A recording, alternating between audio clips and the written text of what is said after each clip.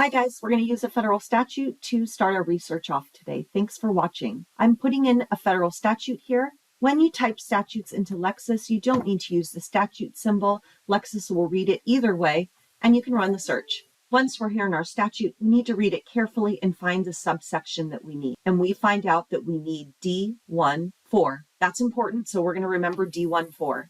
There's a few things you can do when you're here in a statute to find more resources that are on point to the statute. One general way is to come on down, find references to this code. From here, we can find cases and secondary materials that are discussing this code section. Now remember, this is a really big code section, so this might be a little attenuated because we're looking for everything that talks about this code section.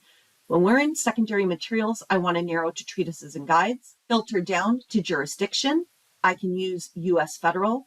And let's say that we wanted federal circuit is in the area of California. I can click California and I'll get the federal circuit materials as well. But also underneath more, you'll see a button for non-jurisdictional.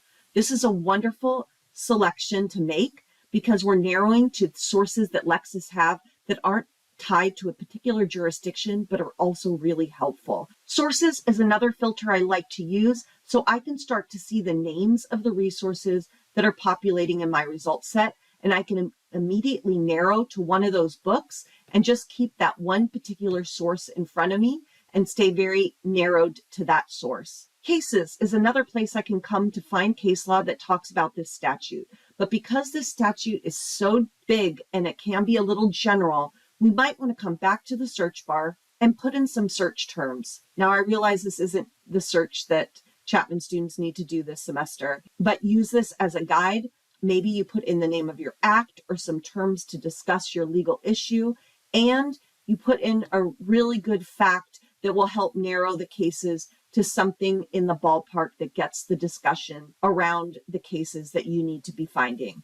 I can put an and between my terms or take that out and just put my terms in. Either way, it'll make a really good search for Lexis. And once you're in case law, again, you'll want to narrow to your court and also your publication status. This is an important button because when I click it, I can select only the reported cases. And now I can come to my Ravel view, which is right here, and see those big cases in my site list that are talking about my subject. I want to make sure I hover over these big bubble cases and I'm getting the names of these cases. And of course, I can click out to them, and I know we're influential because other cases are citing to them based on my Ravel view.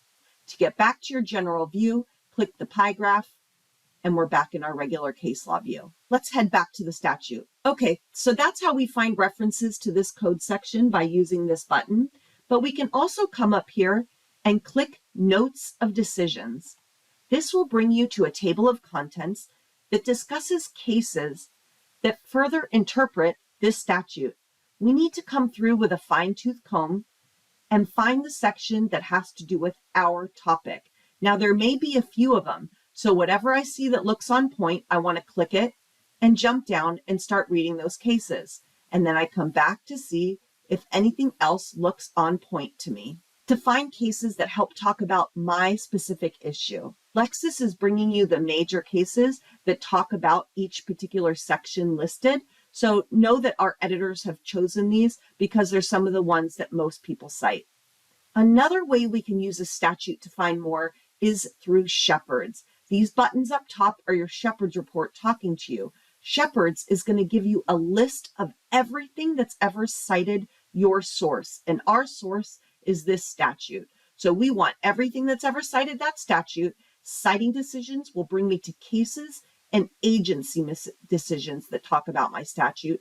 And other citing source tab will bring me to treatises and regulations that talk about my statute. So regulations are your CFRs. Let's go to citing decisions because we want those cases and agency decisions. Once we're here, we can scroll down and past court, you'll see agency decisions. Here, I can open up these agencies and find the one that I'm looking for. For us, it's the Equal Employment Opportunity Commission, and I've got all those decisions here. Now, we've got a lot of them, so again, I want to narrow by terms, put in my specific terms. So I'm looking through these agency decisions to find what I need.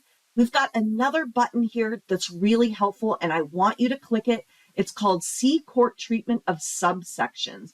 Remember I told you we needed to keep in mind that we wanted E14?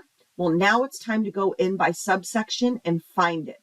These are all the different ways that cases cite our statute. And I've had to go through many pages to find the one that we need. Here's subsection D2.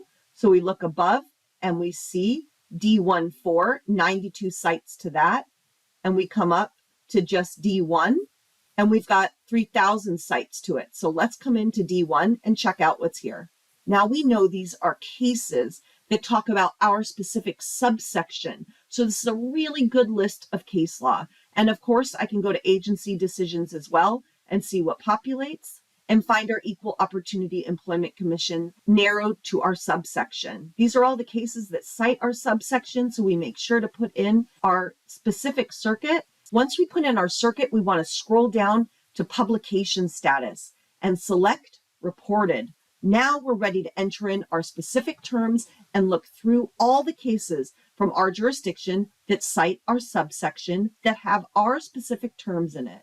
So I put my terms in here, but I've got another trick for you. Let's say we have a term like domestic that we need some good discussion about. I can say at least 3, and notice there's no spaces, ATLEAST. I chose the number 3, but it can be any number you want.